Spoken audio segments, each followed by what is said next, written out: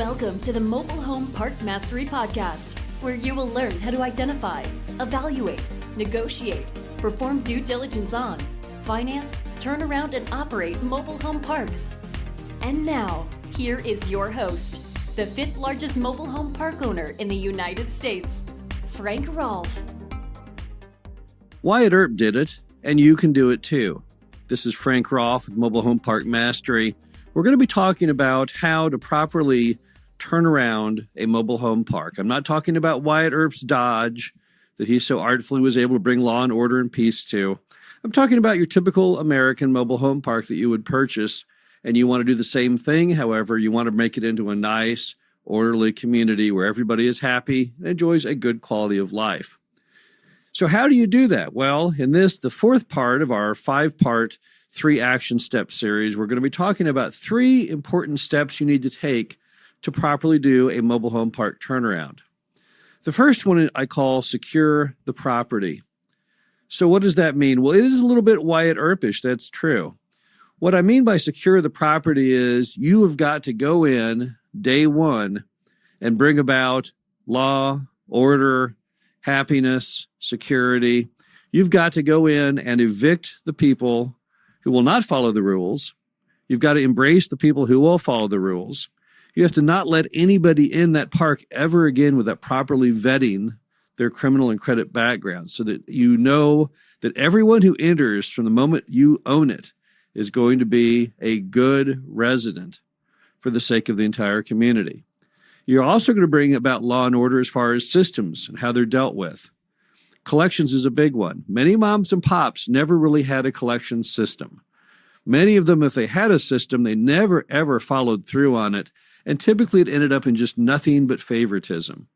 They had some people that they liked, and they would cut deals with them, letting them pay overtime. Others they didn't like, where they would not give them even one day's grace.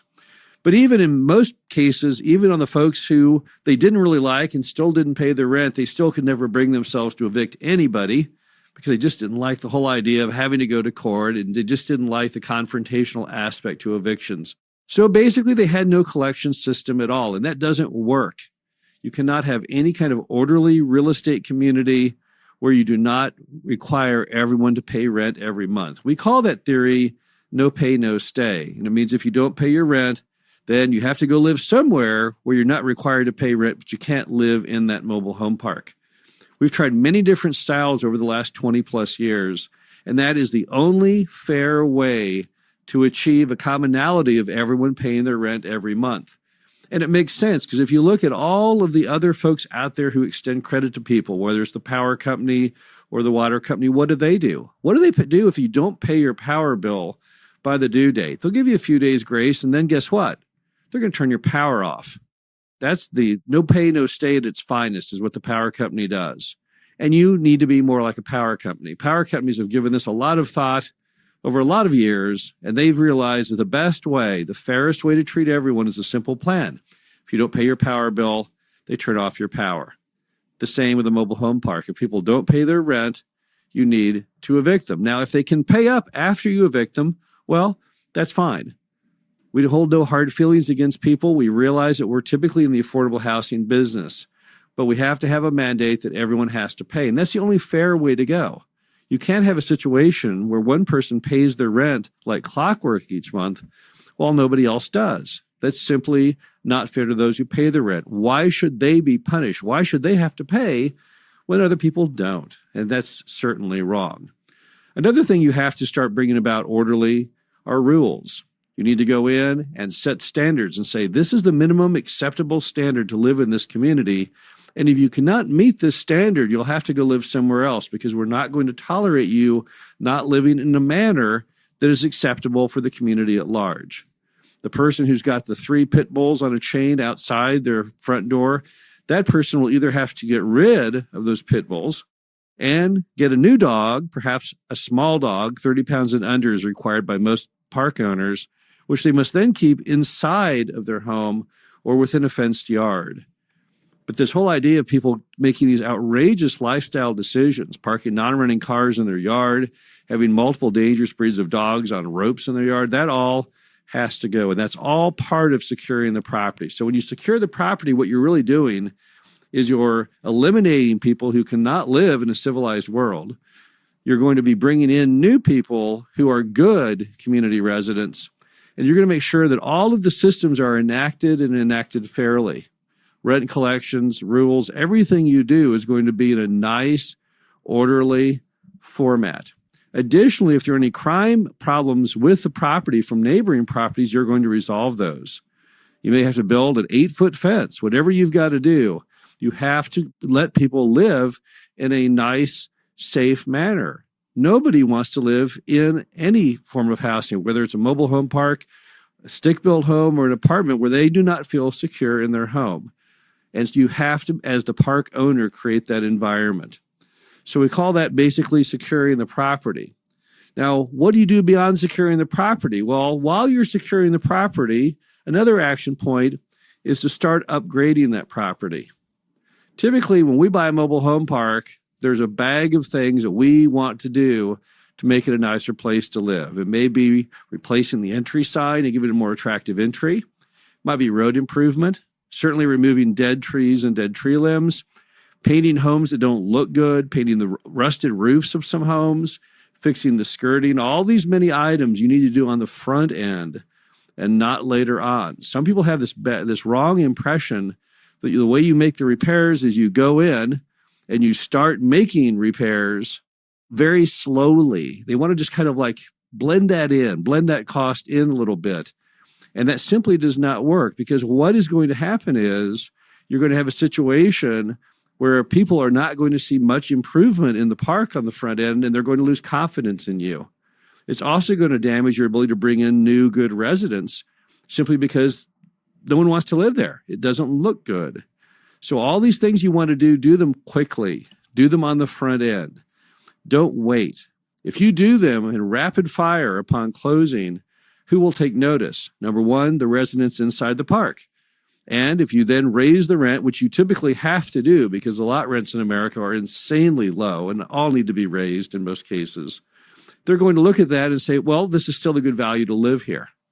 Who else will be impressed? Well, the city inspector. He'll see you're making lots of changes, lots of improvements. He'll cut you some slack. If there were any inspections issues that he might have written you up a citation on, he's more than likely not going to, because he sees you're making lots of improvements. Who else notices? Well, new customers who are driving in, debating, do I want to live here or do I not? If they see that nice things are happening, if they see fresh paint, if they see new things going on that look like you're trying to make a difference, they're going to reward you with their business. So there's every reason in the world to make all those upgrades as quickly as you can. Don't filter them in over time. Don't say, I'll do a little bit each year. It's not going to work for you. You want to get them all done on the front end. The final item you need to know about turning around a mobile home park is you've got to be flexible. If you read a lot of military history books like I do, you'll notice that in World War II, one reason that the American Navy often fared better than the Japanese Navy is that Japanese commanders weren't flexible. What they would do is they would kind of think through the battle, and in advance, they would put a certain type of bomb on the airplane.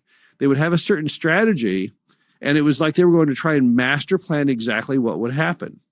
Now, if they bet correctly, they could have huge success, such as the Battle of Pearl Harbor. However, if they guessed wrong, if they misestimated the American fleet or the weather, or simply had a bout of bad luck, they would not do well at all, because all those bombs that they had put on those planes, those were not the effective bomb for the situation.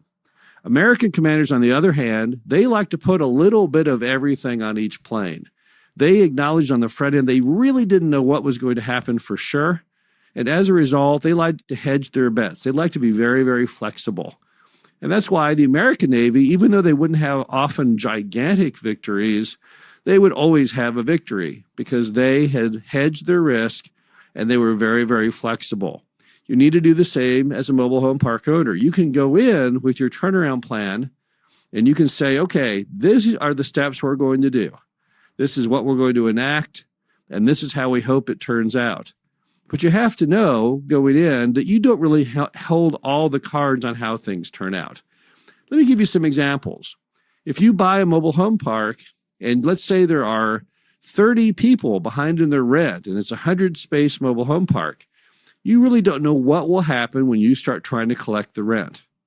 You don't know how many of those people who have not paid mom and pop truly can write a check each month, and how many of them simply have no job and no income, and they're just hard scrabble hanging out in that mobile home park, and they really, if you push them, are just going to jump in their car and drive off. As a result, you've got to be flexible in your turnaround plan. You have to say, well, if I lose all 30, here's what I'm going to do. If I lose 15, here's my plan. If I lose 5, here's my plan. Don't pretend like you control all the events. Don't say, well, I'm only going to lose 10 people. Yes, you might, but then again, you might not. So you have to always be flexible and watch how things are turning out. Sometimes, for example, when you have your plan to turn the park around and you go in and start making changes to mobile homes, let's say you drive through the park and you identify 15 homes that you want to have painted, and you go in and start painting them, sometimes people are going to step up to the plate and start fixing up their own property. This has happened to us many times. Don't proceed on with your plan. If you realize that you've painted 3 homes so far and people are actually starting to spruce up their stuff, you might stop for a moment and then capture your breath and see what they're going to do. Because often the new park owner will serve as a catalyst to the good customers in the property who will then get out the appropriate tools, whether it's a rake or a shovel or a weed eater or a paintbrush, and start making repairs, because it's called pride of ownership. Pride of ownership means regardless of how much you earn, that you like to maintain your property. When you can start getting that going, it's often contagious. So a smart park owner on the turnaround is going to be very flexible and watch every day as to what is going on. Another good example of flexibility is when you start bringing in homes. If you have vacant lots, you're more than likely going to want to fill them to harvest the demand for affordable housing in the U.S. But what often happens is the smart person in the turnaround doesn't go all in on the front. They'll bring in a home or 2 homes. They might bring in a new home and a used home, market them, and see what happens, because you, again, don't know for sure what will happen. Some people might go out and want to buy 20 brand new homes to fill the lots in their mobile home park that are vacant. That's a very bad strategy, because what's going to happen is you're going to bring in those homes, you're going to run the ads, the phone will start ringing, you'll start having showings, you'll start having applications, and only then when you start doing those applications do you start really seeing the credit and the amount of cash these customers have. And it may turn out that they don't have very good credit scores or much for a down payment. It might work for a used home, but certainly not for a new home. But what if you've already brought in a whole bunch of new homes? What are you going to do? So again, that's why you've got to be very, very flexible. Take it one step at a time as you do your turnaround plan. And I'm not saying that means do one step every 6 months and delay things. But every day it goes by, watch and see what the reaction is to your action, and then work appropriately from there.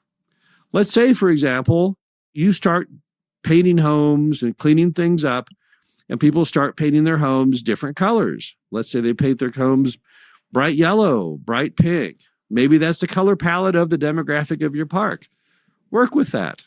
If you're going to keep painting the homes, adjust your color palette. If you were thinking on the front end, I'm going to paint them all brown and green, maybe that's not the appropriate palette. So always remind yourself that you are going to be flexible and you're not going to make black and white decisions without any form of input, because it's how you react to that input that really separates people who are very good at turning around mobile home parks from those who are not. There are mobile home parks out there that we have purchased where once we started enacting the turnaround plan, we suddenly found that we needed to change what we thought we would be doing. Maybe you decide once you get into it that maybe that sewer line needs a little more work than you thought. And to rob Peter to pay Paul, you'll do a little less tree work. Just be flexible. Don't feel like you have to have this rigid 100-point plan. These are the 100 things I'm going to do to this mobile home park starting today. And you just blindly keep nailing them and banging them out without watching what's going on around you. Mobile home parks are like giant terrariums. They're an ecosystem. You've got millions of things going on in there, all of which have different outcomes. Work with that. See what's happening. If you get a lot of pushback on some new rule change, see if you can work around that. If you say, well, I don't like people having boats in their yards, and yet you realize fairly soon that people really, really care deeply about keeping the boats there so they can watch over them and know they're secured, maybe you can let that go a little bit. There's really nothing that you could have on your plan that can't be a little bit altered once you get good information from the residents and see how it all works out. So again, just always be flexible in everything you do. This is Frank Rolfe with Mobile Home Park Mastery. And again, we've gone over the 3 action steps for a good and proper turnaround. And we'll be back next week with the 5th in our 5-point series on how to properly operate a mobile home park. I'll have 3 great action steps to proper mobile home park operations. Again, this is Frank Rolfe with Mobile Home Park Mastery. Thanks for spending time with me, and we'll talk to you again soon. Thank you for listening to the Mobile Home Park Mastery Podcast. Be sure to visit us at mhpmastery.com to subscribe to the show, read our show transcriptions, and access all of our great information on mobile home park investing.